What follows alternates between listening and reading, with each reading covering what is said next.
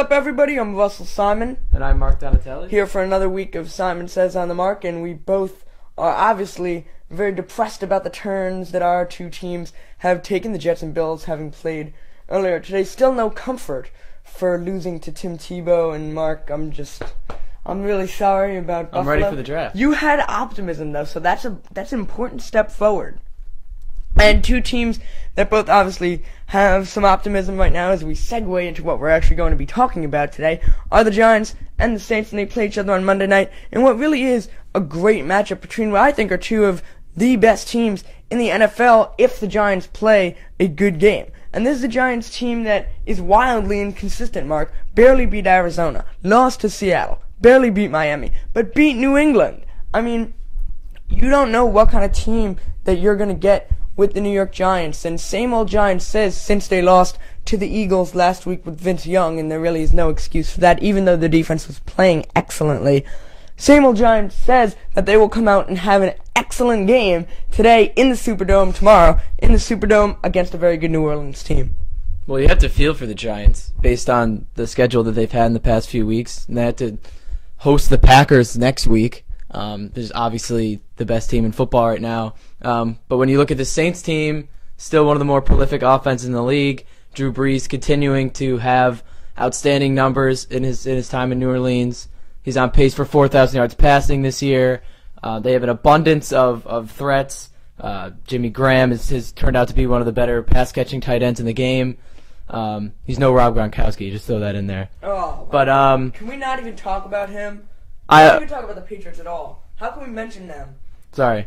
I think he's an exceptional player. But Darren Sproles has really been arguably the best free agent acquisition of the last offseason. He's giving them a multi-threat in the backfield.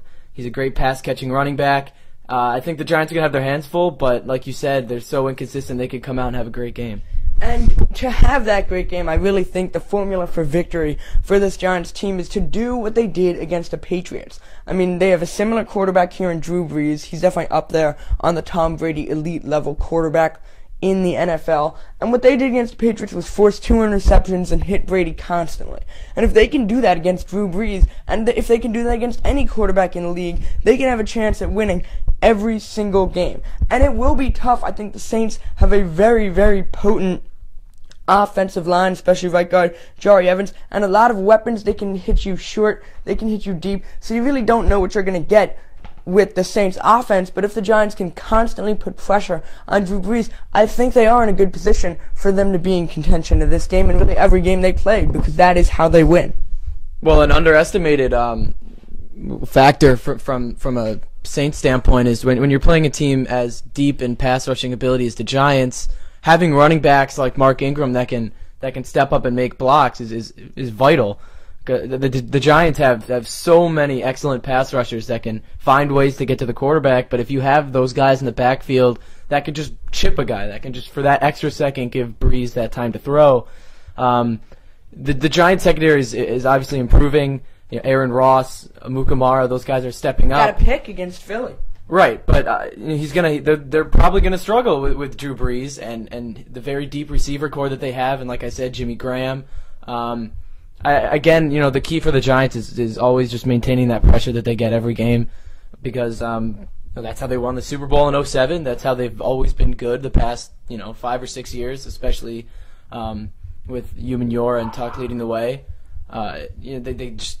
That's the key pretty much every game for the Giants. There you have it. And looking at this injury report for the Giants, this is a team that still is struggling somewhat with injuries. Will be the tackle out, back and eye injury, did not participate in any of the practices this week. Linebacker Michael Boley is doubtful with the hamstring injury, and of course running back Ahmad Bradshaw is out. So the importance for the Giants offensively, really, and Eli Manning, I'm sorry, I'm going to say that he is elite. I'm going to use the pun. You used I the know word you already, hate that. if you didn't notice. Did I? Yeah. But that was talking about what, can we just move on?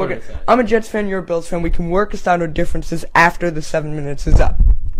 So this is a Giants team that really has to hit you with a balance of run and pass. And with Jacobs, you don't know what kind of game he's going to have. He's wildly inconsistent. And you really just don't know.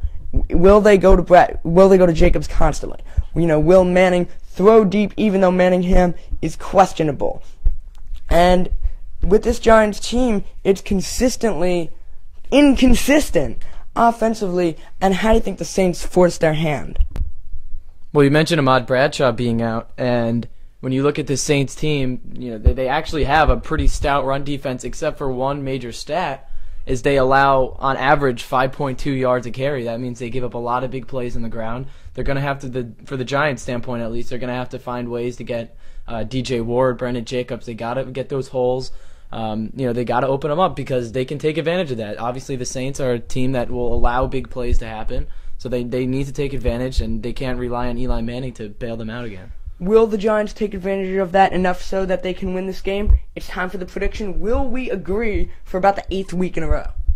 I will take the Giants 20-17 on the road. Wow. Just based on they're going to want to redeem themselves from last week. I think that the Giants, with the way their pass rush is and with the way Eli Manning has played at certain points this season, I think they always have a chance to win no matter who they're playing. They showed that they can win on the road, especially in New England, which, some ridiculous win streak they had going on in Foxborough. Home. They broke that streak. I think they can handle the Saints at home. I think they're going to get it done. I think Breeze is going to have a lot of pressure coming at him.